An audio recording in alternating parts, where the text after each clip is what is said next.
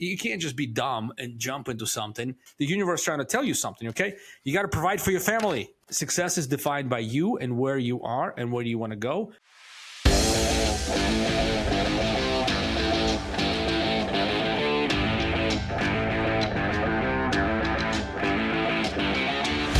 All right, everybody. Welcome to High Stakes with Steve Rozenberg.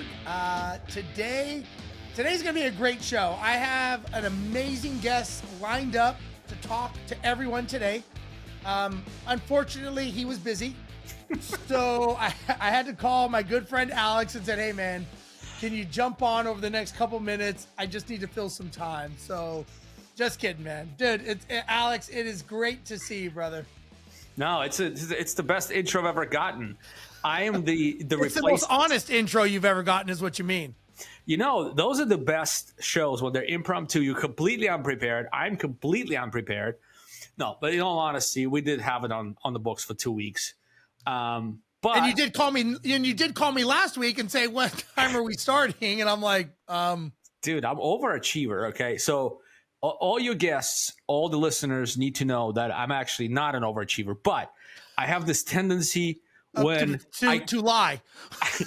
When I commit to something with my friends, you know, I cannot let them down. I can let down anybody else, but my friends, I can't. And so I did it a week earlier. I tried to get on your show. And I feel the same way when I am a deckhand on your boat. Yeah.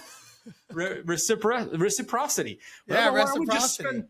spend the next 40 minutes talk about reciprocity? We can do that. We've got a history. Alex and I go way back from the real estate property management days. When did we meet? Man, when did we meet? Gosh, 2012, 13? You know, here's the thing. Without like digging up like old dusty stuff and cobwebs, I'll tell you what. When I met you first, which was this will be interesting for people who listen to your show, you were like Curious George, the monkey. It was. This was like insane. This intelligent airline pilot. He's just like asking the dumbest questions ever. You know, I ran a growth marketing company, and you wanted to grow, and then you actually taught me how to think.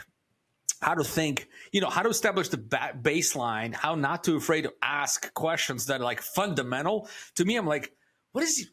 He's like, oh, what are the clicks versus likes? You know, do likes matter? And and then from there, it went more complexity. Yeah. You know, what should I do with my videos? Why should I do videos? Who does videos? How's that going to help me? Who's going to look at it? Why do they care? How do I produce them? What kind of camera do I buy? Do I use 36 film or the millimeter or 42 millimeter? Yeah, it was back in the day, man. Dude, yeah, that was so funny. I remember you were like, I remember you said something one time that caught me off guard. You're like, Steve, I've never had anybody produce like as quickly and consistently as you are pushing stuff out. And I was just like, well, that's my job. My job is to push out content. Your job is to make it pretty and send it out, through your channels. But I remember that I was thinking like, why wouldn't other people do this? I don't understand. Like I'm doing what I'm told to do. Like I remember asking you, you said, Steve, do this. And I think it was like, do 10 videos. And I think I did like 30. I'm like, I'm just, I just remember that, man. What a, wow. Memory lane, huh? It's a trip, man. It was 15 years ago, maybe something like that, 12. But here's the context for those folks that are listening.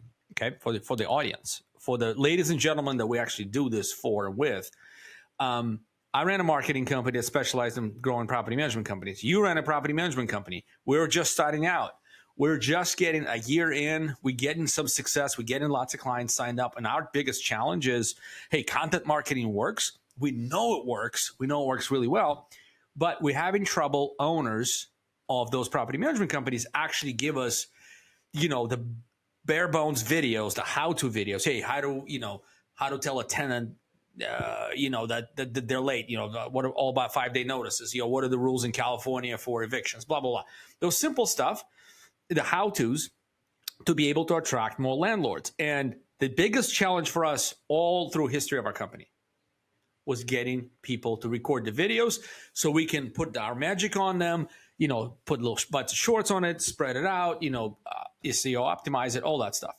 And yeah, you did like 30. I'm like, Do dude, you think that's still a problem today with people actually taking action?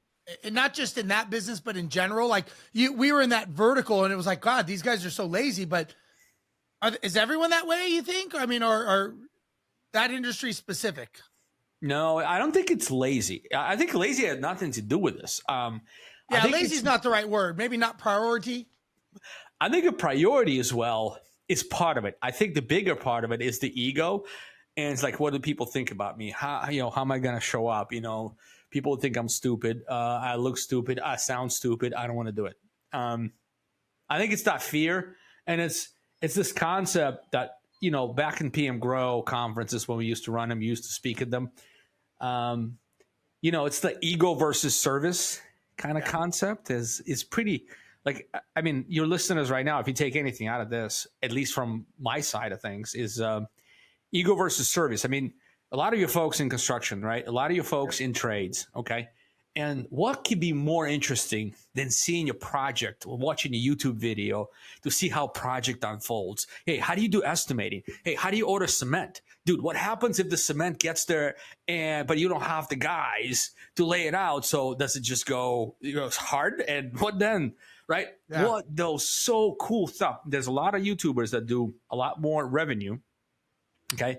I'm not saying everybody should be YouTubers, but the YouTubers do more revenue through YouTube and sponsorships that they do in their core businesses. And this is what I'm trying to work on and do for myself. I launched Mr. Sweeney's Experience after 5 years running a fishing tackle shop as a passion project. I'm like, okay, I've done everything I can. It's optimized, it's systemized, it's beautiful. I mean, this is my office. I take you out to the shop. You'd be like, damn, you saw my last shop. You haven't seen my new shop. Yeah. It's nice. SweeneySports.com. Anybody wants to check it out. We're in Napa. I'm not trying to sell anything to anybody, but the long story short here is that ego versus service concept. If you are, geared to serve, if your mind is set to serve your client, whether it's by entertaining, educating, or building something for them, that's the same thing. Yeah. So let me ask you this. You've done, that was a major pivot, right? From marketing agency. And then when you and I were at the other firm, the other firm X, we'll call it, or whatever term we want to use. That was a great experience. I will say Alex was instrumental, in the helping us sell our company to venture capital, venture capital backed firm, as you educated me last time that I'm saying it incorrectly, being from that area. It was very I mean, I would say I learned a lot. I learned a lot of stuff that, it just wasn't in my world or my hemisphere. And I'm really grateful that I did learn that. And then you went and did a huge left turn, right? I didn't see that coming. Just curious, like what did cause that? Like, was that a running away from what you didn't want, running towards what you wanted? Because I know this is a passion, right? What you do with fishing and all that. What was that? It's very simple. I am, at that time I was like 41 years old, something like that. The age doesn't matter. The point is, I've built enough expertise and experience to grow any business. I thought, and I still think any business. You grow been marketing company, right? For 12 years, right? Whatever, growing other people's businesses, seeing everybody's success. That's great. But, marketing company is harder to scale. So I got rid of it, right? Exited, sold to some extent, went to mine, the X company. And, we did our stint there, you and I, we served. Yeah. We served for a year. We could talk a lot about that. But, the whole concept of a large, very well-funded startup is, whatever somebody points, who's on top, that's where you run. Problem is, I don't mind running in that direction and getting the troops riled up, getting everybody ready, giving everybody to pull in the same direction. We're all rowing in the same direction. Problem is, Steve, what was the problem? The direction changed every 26 minutes. Oh, man. It was, I told you, we can go down this path because it is an interesting path. It's very quick. And then we'll come back to why going from Silicon Valley to Main Street. I remember it reminded me like I was in the middle of a raging rapid that had started 3 miles back, and I was jumping in, and everybody was just riding this wave. And I was just like, I don't have my seatbelt on. I don't know what's going on. And they're like, jump left, jump right, jump. And I was just like, that's what it reminded me of. You know, you know, people are moving around. This person's burnt out. Money has nothing to do with any of their decision-making policies. It was, man, it was a rush. I was like, man, I feel like I've gotten in the middle of a football game that's like in the third quarter and it's the championship and I don't even know how to play the game, you know? Yeah, there's nothing wrong with any of this because that's a lot of times that's how discovery is, you know, an actual, I don't know if this is the right way to run the company, wrong way, whatever. I really respected the leadership at the time. But like to me, it's like, why do we have 8 data scientists that cost, you know, $500,000 each? Yeah. Like, okay, that's fine. Maybe I don't know something. Well, I think there's a reason to have them. I think with AI right now, the way it's all integrated, I think we're a little early in that. But the rest of it, you and I, you know, I led growth, right? You were the spokesman of the company, more or less, right? We led the whole growth division of what, $250 million startup? Yeah, I mean it was a wild ride, and I felt man. like I was you know, I was the tail of a dog that was just like schizophrenic. Dude, everywhere. And I don't know who's if anyone has ever been involved in a startup with a lot of money behind them, but man, it was an education. I will tell you, I really was like, wow, like this is moving at a fast pace, and it's almost like nobody had the steering wheel. I mean, it was just momentum was pushing this thing forward. Nobody was steering it; just sheer force was moving this thing forward. That's how it felt to me, at least. Yeah, and so after a year there, you know, we made some money. It was good. Yeah. You know, again, it's like I felt like it was like 5 years. In without years. vacations. In startup years, it was 5. Yeah, I'm like, okay, dude, that velocity, like, it's not worth, like, my kids, I haven't seen my wife, like, you know, it's like, yeah, I can tell everybody I'm a C-level executive at this fancy firm, and, you know, here I can, drive a Porsche if I wanted to. I don't, but I could. But it's not worth it if it's not your mindset. So I just want to say, so go back to your question. You know, why such a pivot? You did the pivot and you went from this, you know, Silicon Valley C-suite and you said, I'm buying Swannies in Napa Valley. Sweeney's in Napa Valley. That's where I'm going, Steve. If you want me, I will be on the boat fishing and doing tours. And I'm just like, maybe he's having a nervous breakdown. Like maybe this is it. Because I'm like, dude, I don't want to be here either, but I'm here now. And, you know, like, I kind of admire what he's doing. Like, I respect that. You know, I remember thinking to myself, like, I respect the fact that he's doing it. I don't know why he's doing it.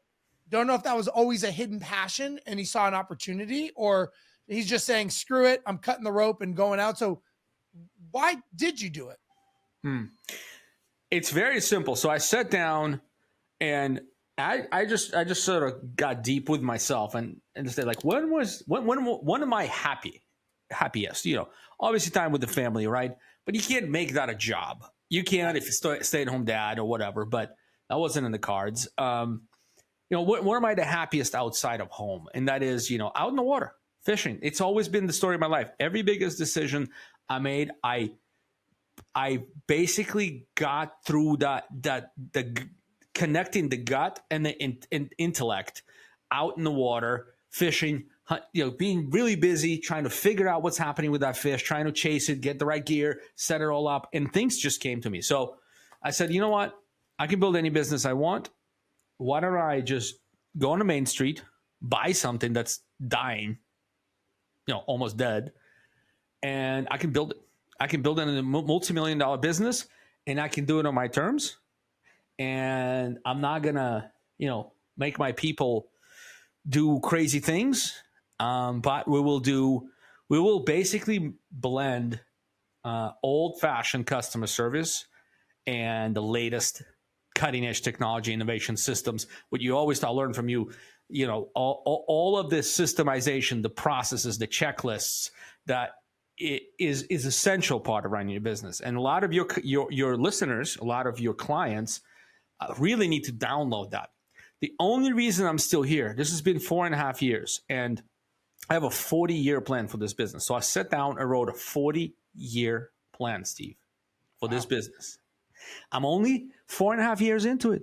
So I'm just a baby. I don't have to rush into anything. I don't need to push the limits. I don't need to, bend the corners. No, I have plenty of time, right? And so because of that perspective, it gives me time to do it right, effectively, on a shoestring budget, essentially self-funding. No more VC capital, God forbid. No more any of that. Just like all your customers. You get in your truck, you put in a good day of work, you get a little bit better today. That's all it is.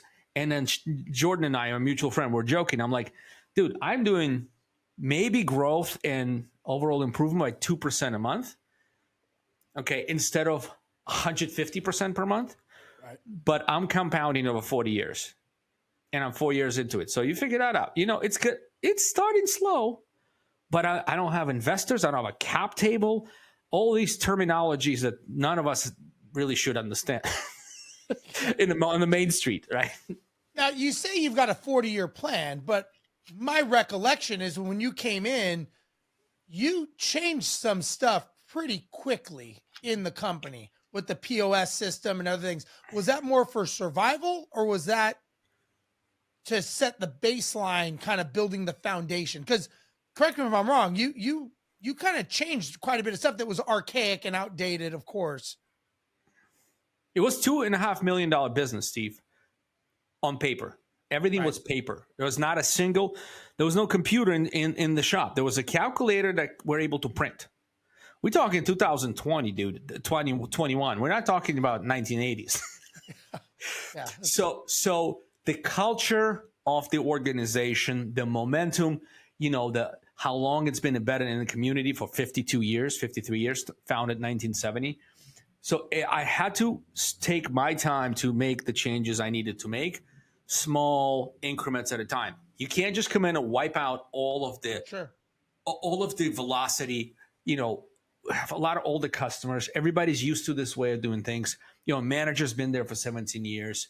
Nobody wants to work towards something new. They're all kind of got very stuck. So over time, I changed 100% of the team except one person who's my general manager to this day, who's been amazing. But everybody else gone. Yeah, they say people psychologically equate change to the same way we think of torture. It's the same psychological trigger. Now, when you instituted this torture to your employees, or this change, how did you do this? And you can't just say I'm doing it because it's my way. We know that doesn't work. That works to a degree. That works for shock value, but as a leader, they're not going to follow you. So how'd you implement it to get them to stick with it? Yeah, that's a good question. So I was very transparent. You know me, I'm super transparent, and maybe sometimes too transparent. And I told everybody, I have a 40-year plan. This is what the company is going to look like in 40 years. This is what the company is going to look like.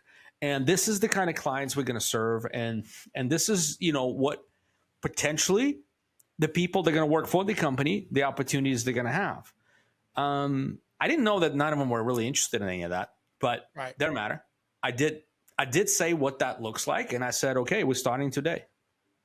And then from here, just started rolling things out, testing, a lot of experimentation.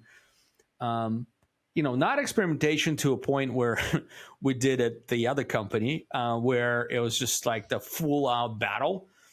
We experiment, some doesn't work. We try something new, on a smaller scale, a little bit at a time, manageable. Yeah. Any mistakes you think that we learned a lot of mistakes from the other company, right? Anything that you carried over and said, I'm not doing this, or anything that you're looked back at and said, I probably should have done this out of sequence, or, lessons, I guess. A lot of lessons.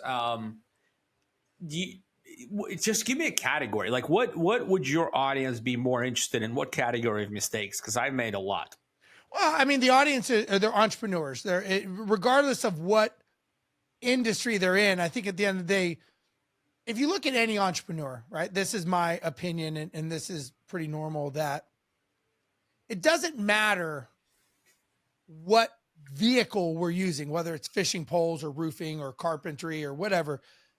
We should be using that vehicle to give us a better life so that we can go enjoy that life with family, friends, create memories.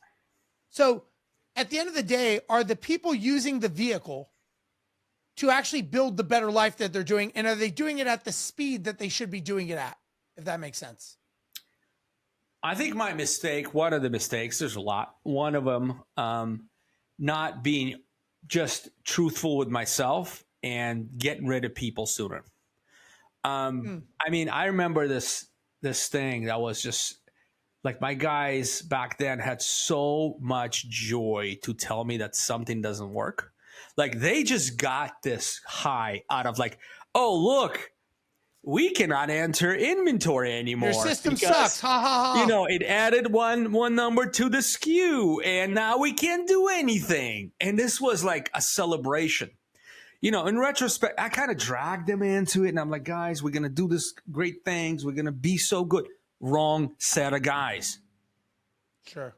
Why did I just, miserably put up with them for two and a half, 3 years? Great guys, and all went out to do other things. We're still friends. We would have been better friends had we parted ways sooner. That's how I feel. Don't try to get wrong people to do the right job. Yeah, it's kind of like getting it's like you're getting a kicker to be the quarterback because you really, really, really, really, really want that person to be the quarterback, but he's a kicker. Correct. And, honestly, and this is a good thing that you and I we know and we've gone through, is not everybody wants to be saved. Not everybody wants our vision. I mean, and I say this nicely, but the world needs ditch diggers, and some people are very happy digging ditches. And that's fine. And I have friends who are programmers, a lot of them in tech here in Silicon Valley, and they're like, Alex, we love what you're doing. We're inspired by you and all that. But, dude, all I want to do is clock in, do good work, clock out, and I want to live my life after that. You and I live our lives through our work, don't we? True, very much. Yeah. There's a balance there between you and I, who are extremes, and the ditch digger, the programmer, the chef that on the other side, right? There's a balance. I think every entrepreneur needs to understand that you have to self-actualize through your work because you've decided to become a leader. And because you took responsibility of, managing and inspiring more people, employing people. So again, I feel that we're on an eternal learning journey. I feel that we never stop learning because you're either getting smarter or dumber. You're either getting fatter, skinnier, richer, poor, whatever. You're not. There's no equilibrium. A tree doesn't stay the same. A tree grows or dies. So with that being said, I am always studying. I am always learning. I just hired a new coach recently. I think I told you, and he's given me a lot of things to learn. And the way I learn is by flashcards. So I write flashcards and I study them every day. It's part of my habit, my patterns. I'm flying down on my airline pilot job, and I'm on my break. Oh, I love those stories. I'm going to Buenos Aires, Argentina, Boeing 777, which, again, like you said, some people are very happy being a very high-level airline pilot, and there's nothing wrong with that. Maybe I'm an overachiever. Maybe I don't feel I'm done at just being a pilot. So I'm on my break, and I'm reading my flashcards. Other pilots watching me. He's like, dude, what are you doing? He's like, are you setting for a check ride? Do you have a check ride coming up? I'm like, no, it's a long story. He's like, I got 10 hours. I said, I do some other things, and I've hired a coach, and went through the whole story of me explaining what I'm doing and all that. And he says, man, he goes, I the highlight of my week is going golfing every day. I said, well, listen, I said, there's nothing wrong with that. I said, you're an airline pilot. There's nothing, obviously that's very commendable to be a pilot. I said, I want more in life I don't want to be identified as just a pilot, but that's just me. So to your point, there's, everybody has the next limit. You'll always meet someone that is pushing harder than you, right? You'll always have that. And you know me, I've been pretty consistent since you've met me. I don't change. I still push. I have a stack of probably about this much flashcards. I take a stack, 20 minutes in the morning, I flashcard.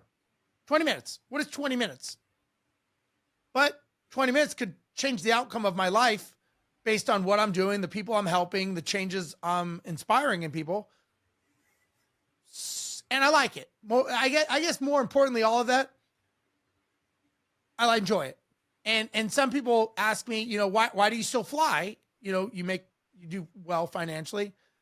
Or why do you do this if you're a pilot? The yin and yang. And my answer is where is it said that because we have a certain amount of money in the bank, we stop doing what we love doing? Because that money can go away. I can have cyber theft and it could all go away and they could say, yeah, sorry, you're at fault. You're not getting your money back. So why would I hang my happiness on something so intangible as a number in the bank that I will never see, I will never touch it, I will never feel it? If this makes me happy, why not let me be happy? And I always wonder if it makes them insecure because they're not really happy. I don't know the answer. It's a, you know what I mean? Like, I kind of think to myself, I don't say this, but I'm thinking, why do you care? Why do you care what I do? I don't say that, but that's kind of what more of my thoughts go. See, the thing is, like, the depth of the relationships we've built over the years, being entrepreneurs, I think that's sort of like, that's not talked about. No. You can be like, I'm going, like, after this, I'm driving an hour and a half to go to Stripe at, California Striped Bass Association. We have dinner and the whole thing. I'm a new member. I'm excited. New commercial member in that chapter. But whatever the case is, like, we build these connections. You and I have been friends forever. Jordan, I have many other friends. You have a lot of, I see you all the time on Facebook, all the time, having dinners, talking, inspiring people, talking to past clients, checking in on their success, all that stuff. Dude, that's just, that's like church of business, isn't it? Well, to me, it's all about creating relationships. I think it's all, listen, I don't do what I do for money is never an issue for me, as far as I don't drive off money. I don't think about money. I mean, listen, money is great. Don't get me wrong. It pays for our lives and our existence, but it doesn't drive me. Success. I want to be the best version of me. I want to help people. I want to know, like you said, the driving in the truck scenario you had said, it's my version of driving in the truck. I want to drive in my truck and feel like I did a good day. And this is how I equate to doing a good day. You've got the fishing, hunting business. At the end of the day, you feel like you put in a good day's work, whatever that happens to be. And I think there's a lot to be said about just happiness. Just happiness is important. By the way, I'm just sitting, I can't help myself. I'm thinking the poster behind you, dude. It looks like, I used to be a big Arnold fan, like, all of Terminator, but even before, like, he's one of the first movies. This looks like a freaking movie poster, the Mach 5 event thing. You look like Arnold, and this looks like all the supporting cast. And you're gonna go hunt the alien, dude. Somebody said it's like somebody said it looks like a WWE poster. I tell you what, man. So this is case in point. There's some pretty big names on here. Lee Labrada, right? Famous bodybuilder from the 80s and 90s, personal friend. Some of the people on there. Pete, my friend. Harold. Tony Flatham built up, he's got a $20-something million business, roofing from scratch and real estate. Eli Wild, he was Tony Robbins' #1 closer. Tony named an award after Eli. It's called the Eli Wild Award from Tony Robbins. I mean, that just says something. So, but what my marketing team is on here, everyone that's on here, and maybe this says something about me. They're all coming just because I asked them to come. No one asked me for money. I said, hey, this is what I'm doing. I'm trying to build a community. This is what I'm trying to do. I'm not making it a pitch fest. I just want to help the people coming and build this. And they said, Steve, what majority of people said, Alex, is they said, Steve, it's about time you did a conference. Like you give so much. This is time for you to start your legacy of building for others in your own house. And I never thought about that, to be honest. But I was like, wow, that's an interesting perspective, you know? Just be careful, man. We put a few of those together. It's a lot of work. It's just the experience important, and then you're responsible for your attendees' experience, and that's always been scary to me. Oh yeah, I've got a whole team. Yes, I know. You got it. I'm in it. I'm in it right now, man. I'm in it. So let me ask you this. You've been successful. You are successful. You I think of you as one of my most successful friends as a person. As you've evolved from way back in the day to who you are today, any beliefs about success that you used to have that maybe you realized weren't true? Oh, it's simple. This one is easy. It's sometimes it's hard to shake, but it's somebody's or people around you and further removed from you who sort of model success in their own ways, and then some others project that as being the pinnacle of success, and then you just don't measure up because you run a fishing store. By the way, I have an IT business. Also, I'm a co-founder there, which actually makes the money. So, I wouldn't be able to sustain the lifestyle I have with a tackle shop, but we're getting there. We're going to get there eventually. It's just going to take 40-year plan. 40-year plan. Correct. Thank you very much. But you have to like you can't just be dumb and jump into something and hit your head on cement, and it's, you hit a few times, it's fine, but bounce back. But eventually, the universe trying to tell you something, okay? You got to provide for your family. That's number one. You can't, you said money is not a thing, but you got to provide for your family. So I think the success is just, you have to define it for yourself. You doing your flashcards. I don't know if that's part of it. I know you used to do journaling. So every morning I do something similar. I learn from you.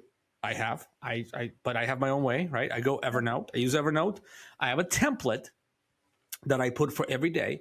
Top 3 things to do, reflections from what was, why today is going to be a great day, why yesterday was a great day, or no, what was the more, I don't read this anymore. I just remember what was the most interesting part about yesterday, why today is going to be a great day. Here are 3 things I want to accomplish. I write them out every day. And then my workout routine, specific, my water intake, and my food.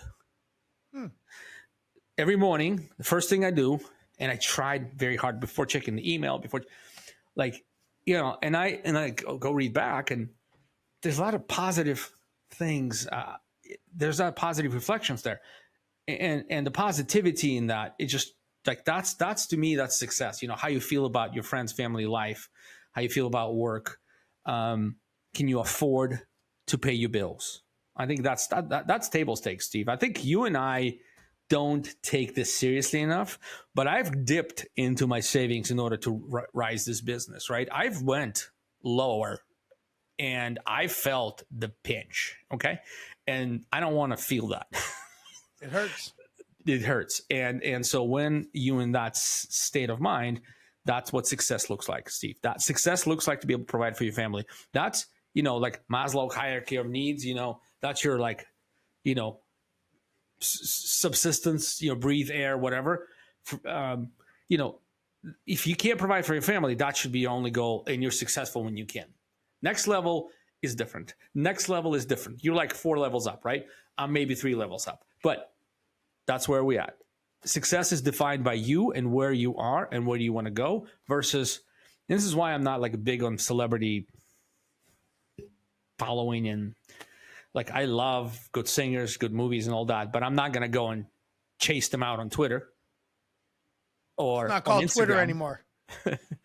Why not? It's called X. So what's the problem? You can't call it Twitter. Oh, I thought you said I'm not on Twitter anymore. No, I said it's not. Oh yeah. Twitter. Okay. Got it. I've never been on Twitter or X. I can tell. Anyway, so I know, does that answer the question at all? It's just Not like, really, but that's okay. So you have to define your own category and win in your own category. all right, so I'm going to give you a follow-up question. Let's see if we can keep this under 12 minutes. You've been successful. You've had a journey. Well, everybody has a journey in life that people don't know about, right? We all have these challenges. Tell me something about your journey that nobody knows about, nobody claps for, but it was a moment that changed everything for you. When I worked for Radio Shack, Yep. when I got my first store when I was 20 years old, literally almost on my birthday, like one day after. And reason why I decided or I wanted to be Radio Shack store manager, well, number one, it was a great job at the time. Felt like it was. It's good money.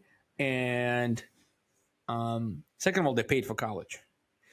So, but technically Radio Shack only paid for business related classes. But in the first semester at San Francisco State, I couldn't afford to pay. My parents were not in position to pay. So the first semester I submitted all my classes. And I said, hey, if they get denied, they get denied. Submit it to district manager kind of approves it, then sends it on to the corporate, boom, they paid the whole thing. And I said to my district manager, I'm like, Gary, I got paid the whole thing. Is that cool? Like what? They're like, well, it's a business degree, right? And I'm like, yeah, it's a business degree. And say, okay. And so I spent the next 4 years, I never planned to, working in Radio Shack full-time as a store manager. And I went to college for free. And no one knows about that. And no one knows about that. Why would they? Well, yeah, I think that's something. Hey, have you ever had moments? And I know you're heavy into martial arts, and there's a standard to your training, right? And I'm sure you've had pressure moments, which life is all about pressure. Have you ever had something where you wanted to quit, but you didn't? Like you're like, F this, was it with the old company 4.5? Was it like just things where you're like, why am I doing this? Like, what's this for? But you stayed in the fight. Happens a lot, man. Happens a lot. You have to talk yourself into it. You helped me a lot, like physically from a training perspective. It's hard to train, man, every day or every other day. I sometimes go with 2 weeks without doing anything, and I hate myself. And you go 2 weeks without doing anything? Well, without walking and all that stuff, but without actual training. I think we have to walk to go to the bathroom. That's walking. Well, walking the dog, for a couple miles. It's something. But yeah, no, I do. I have these things. In fact, we just went to Europe for 17 days, and lucky enough, and then. So 17 days I did here and there. And then another 2 weeks after that, I was kind of too lazy to get restarted. I don't know. It feels like. Let me ask you a question. So to me, that's foreign, right? That I would work out on the road, but that's just, I'm not saying, listen, I'm obviously a little more messed up in the head than most people, but what do you tell yourself? It's an interesting question. What do you tell yourself to not to justify it, but to be okay with that? Fuck it. I'm a black belt. I can take a break. Is that it? That is it. I've gotten to the level that I was striving for and worked very hard to get there. In martial arts, in karate culture specifically, black belts can go on self-exploration. In fact, I'm on self-exploration. I'm actually doing a lot of exploration of the art on my own before going back to training and start getting additional degrees of your black belt, first degree, second degree, third, whatever. I'm a first degree. So this is sort of exploratory right now for me. It's been about 2.5 years since I got the black belt, 3 years. And I think I deserve it, man.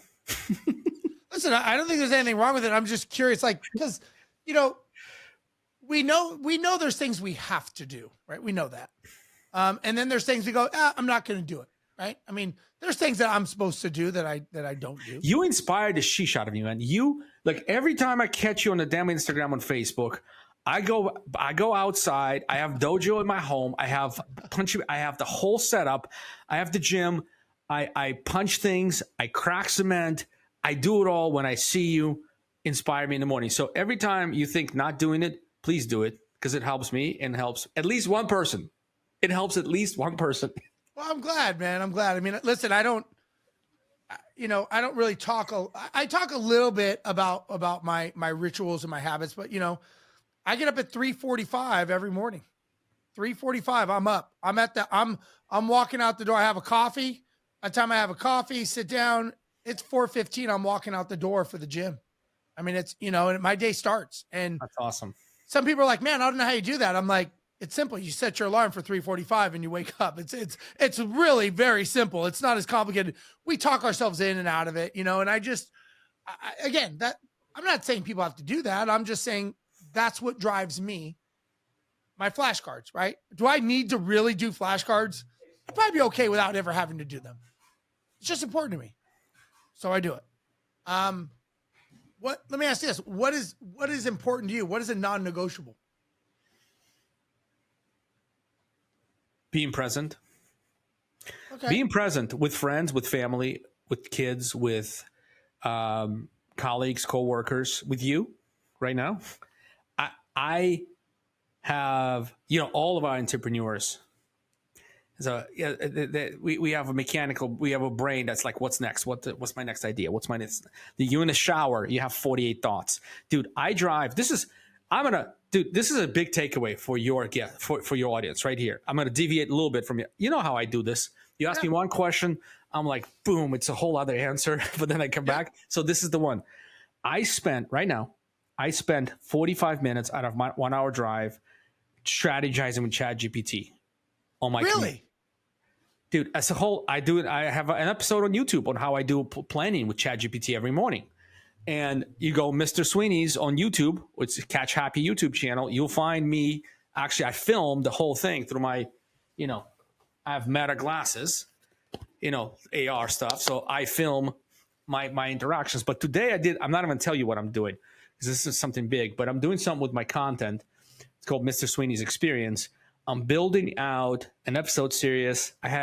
I need a deep strategy. I need to formulate my mission statement. I need to formulate the whole 5-step pitch deck about what I'm doing and who I'm going to send it to. We worked it out. Steve, I swear to you, I may need another half an hour to kind of finish it up, but I've had multiple iterations for each step in the process. The AI would suggest me, okay, this is what you should talk about, because it remembers everything else we talked about in the past. And it says, well, this is how the mission statement should be laid out. You should talk about, the main street and the fact that it needs to be revitalized, but technology is going to play a big part. And then it's going to give me a suggestion. And then I start infusing it with my own feedback. Hey, I like this, but let's talk about, I want to bring in my personal experience as a podcaster into this. I want to talk about this and that. And then it starts infusing everything. So it's all you. People think it's AI. AI is not going to it's going to come up with general bullshit.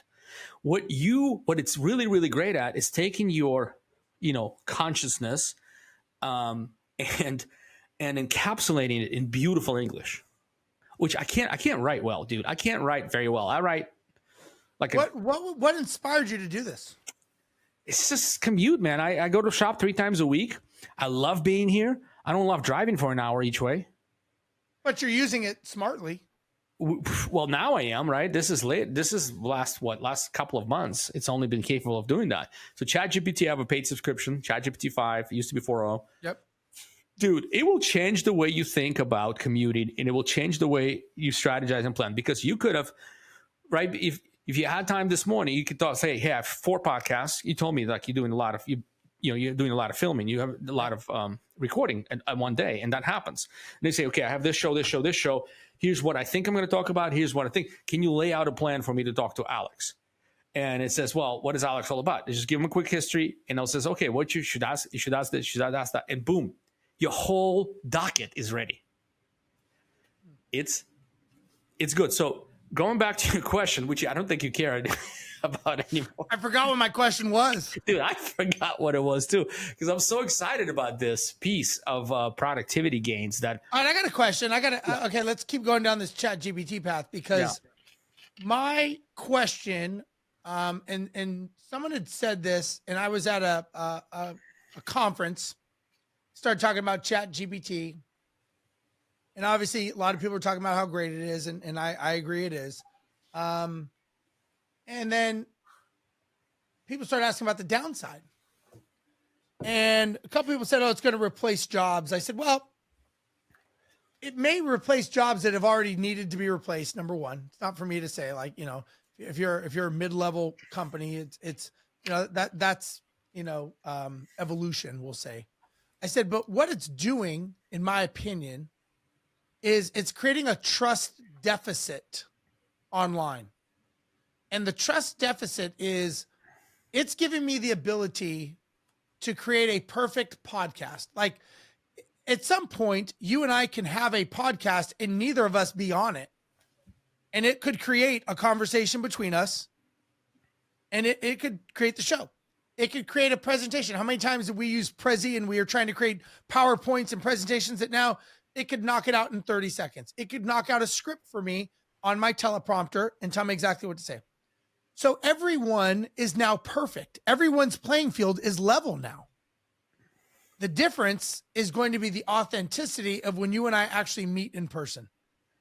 And the handshake, and when I shake your hand and they go, is this person congruent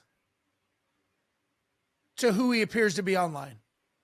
So I think the real success is going to be the people that use it, don't get me wrong, but the people that are actually congruent with who they're trying to be online. Does that make sense? Do you agree, or am I off? It does. 100% agree. It's your ultimate smart assistant that helps. I mean, think about this.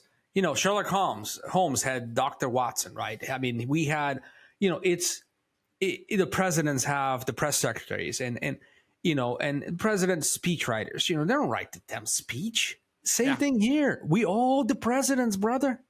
Yeah. We're all now the presidents. As important as far as AI is concerned in assisting us with our BS stuff. You have a problem with your 13-year-old. Okay. You have, you know, you need a grocery list you need a shopping list for going camping. You want to split something between 4 people. I mean, anything, right?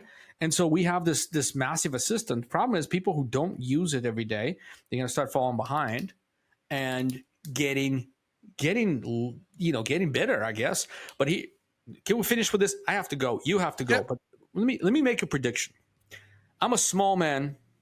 I have no pretense on grandeur. Okay. But I see the future. And the way I see the future is, however it shakes out, brother, all of us will work less, will make more, have more resources, and spend more time on mental pursuits and leisure. You may think, you know, I bought the fishing shop because, you know, whatever. I like fishing. I do like fishing. You got a midlife crisis. Believe it or not, this is going to be where 5-10 years from now, the community is going to gather. This is going to be the main event. This is where people are going to pay the premium. You're not going to be able to get the real estate to start things like this because we're all going to have more money. We're going to work less because the whole system's going to be more efficient, and people will spend more time, traveling and leisure and doing what they love. That's my prediction. All right, cool. I love it. Well, we both have some time limits we're up against. So, dude, freaking awesome, man. Hey, if somebody wants to come catch a fishing pole from you, how do they find you online to see this magic you're creating up in Napa? All right. So thank you. SweeneySports.com. Go to or catchhappy.co. Catch Happy on YouTube. Just type in Catch Happy and you'll find me all over the place. And if you are in Napa, I'll take you on a guided fishing tour of Napa River. We can have a good time. I'll Lake Berryessa. We can go fishing. We may catch something. Steve and I didn't, but, you know, it was terrible time of the season. But anyway, we did try. But yeah, I'm getting better. Everybody's getting better. But I'll see you in February, right? I will see you in February. I'm speaking at an event in, I believe it's in Oakland, and I am coming up to see you, to hang out, to experience Napa, and have a good time. So yes, 100%. Hey, if any of your clients or buddies want to come up and do like a group, I'd love to have other business owners. Maybe we'll do a small 4 or 5 people thing. We get together at the shop, we talk, we have dinner, then we go on a boat ride. Whoever's watching, listening, if you guys into that kind of stuff, let Steve know. Let's see if we put together a small group. Yeah, I think we could do something like that. That's actually not a bad idea. Yeah, just small. Nothing. There's nothing big. Maybe 4 people. Okay. Yeah, that's about as many friends as you've ever had. So yeah, that works. That's it. I need you to make some for me. We're gonna double your friendship base. All right, brother. Well, it's good talking to you, folks. Thanks for watching another episode with me and Alex Osenenko, very good friend, long history, as you can tell. Again, business is all about relationships. This is a relationship I had for a long time, and it's always phenomenal. So, guys, thank you for watching today. We will catch you next week on High Stage with Steve Rozenberg. We'll see you guys later.